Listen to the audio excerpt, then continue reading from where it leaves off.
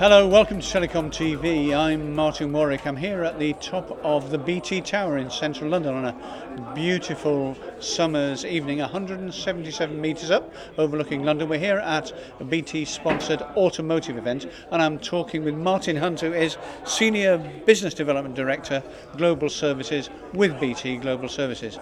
Martin Hunt, thanks for talking to us. I'd like to begin by asking you this. What trends is BT seeing in the automotive industry right now? Interesting. I think big data is probably one of the biggest things, to coin a phrase here, that we're looking at.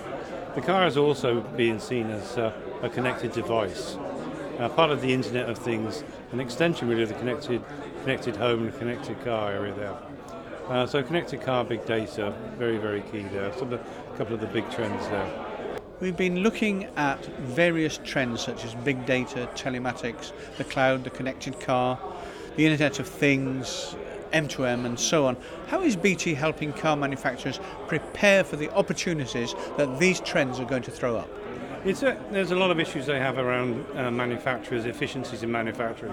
So smart manufacturing, the use of cloud technologies to actually support some of those manufacturing techniques. But we're also seeing manufacturers now moving around the world. So actually just being connected is actually key. When they're moving into places like China, setting up their business there, actually having the network is at the centre of a lot of these activities they do. So having a network there where they need to be, absolutely key. And how are car manufacturers deploying networked IT to drive efficiency in their own core business practices? Okay, again, really we're seeing this around the manufacturing, the efficiencies in the manufacturing.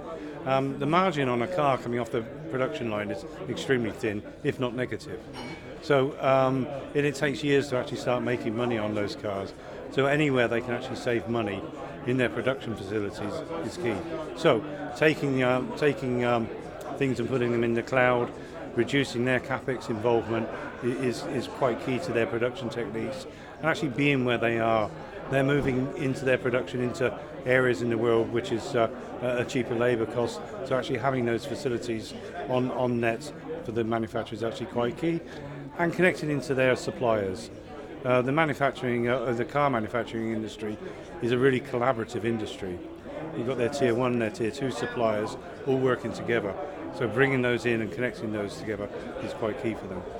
And what does BT have in the innovation pipeline that will support the automotive industry of the future? I think one of the biggest things here, when we talked about cloud and Internet of Things, something that always comes to people's mind is how secure is that? How secure is my data? Where is my data?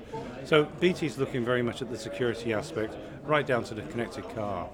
So not the connecting of the car, that's relatively easy. Having the secure aspect of that car, bringing your device into the car, how secure is that when you're connected in?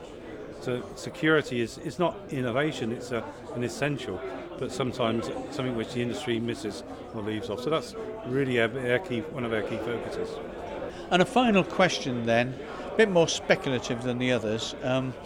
What do you think, looking forward, say 10, 20, 30 years, a generation, what's a car going to look like? I don't mean what is it physically going to look like, I mean what will it do, what will it be? I think one of the things it won't be, is it won't be owned by people individually. I think the ownership of cars is going to move away. I think we're going to see much more leasing of cars, and private ownership is going to be a thing of the past.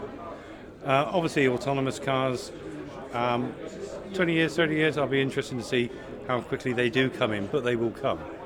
And in what format they will come, I'm not quite sure.